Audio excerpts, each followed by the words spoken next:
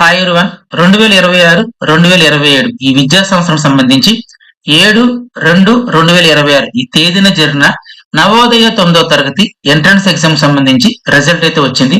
So ఈ వీడియోలో మనం ఏం చేద్దామంటే ఈ రిజల్ట్ ని ఎలా చెక్ చేసుకోవాలి ఏంటి దాని గురించి మాట్లాడుకుందాం. అయితే దీనికన్నా ముందు ఒక పాయింట్ గురించి మాట్లాడుకుందాం. సో ఇప్పుడు నేను ఏదైతే పాయింట్ చెప్పబోతున్నానో ఈ పాయింట్ అనేది మీలో చాలా మందికి కూడా తెలుసు.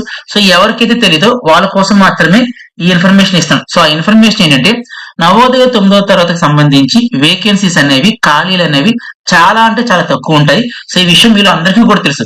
అయితే 9వ తరగతికి సంబంధించి వేకెన్సీస్ తక్కువ ఉండడానికి గల కారణం ఏంటంటే సో మనందరికీ తెలిసిందే కదా, నవోదయకు సంబంధించి అడ్మిషన్లు అనేవి 6th క్లాస్ నుంచి ఉంటాయి. 6th లేదు అంటే 9th ఈ రెండింటికి ఉంటుంది. అయితే 6th క్లాస్ లో ప్రతి జిల్లాలో ఏదైతే నవోదయ స్కూల్ ఉంటుందో 6th క్లాస్ సంబంధించి 80 సీట్లు ఉంటాయి అనమాట. సో 80 సీట్లు కూడా వీళ్ళు ఏం చేస్తారు, 6th క్లాస్ ఫిల్ చేసేస్తారు.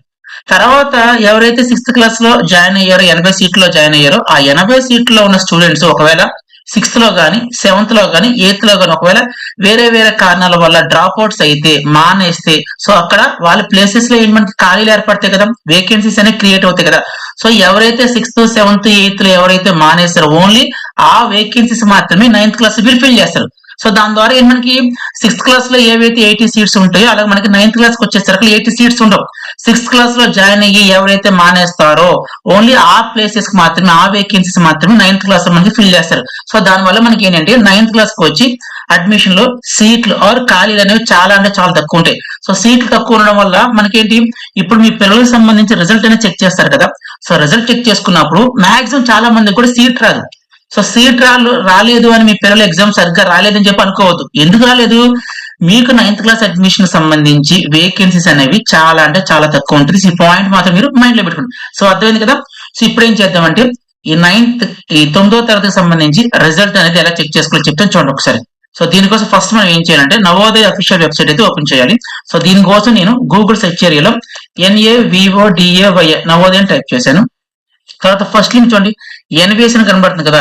సో మీరు ఈ లింక్ మీదనే క్లిక్ చేయొచ్చు. లేదంటే ఇక్కడ చూడండి ఇక లాస్ట్ లో చూడండి NVS_class 9 ఉంది కదా. సో దీని మీద క్లిక్ చేస్తే సరిపోతుంది. ఈ రెండిట్లో ఏ లింక్ అయినా మీరు క్లిక్ చేయొచ్చు. అయితే ఫస్ట్ లింక్ క్లిక్ చేస్తున్నాం. సో ఇప్పుడు మీరు ఏదైతే చూస్తున్నారో ఇది నవోదయకి సంబంధించిన అఫీషియల్ వెబ్సైట్. అయితే ఫస్ట్ లింక్ చూడండి బ్లూ కలర్ లో click here to check the result of class 9. Yes ఇదే మనకు కావాల్సింది. దీన్ని క్లిక్ చేయండి. క్లిక్ చేసిన ఈ విధంగా మనకి పేజ్ అనేది ఓపెన్ అవుతుంది. అయితే ఇక్కడ ఫస్ట్ ఏం ఎంటర్ చేయమని అడుగుతున్నారు, ఎంటర్ యువర్ రోల్ నెంబర్.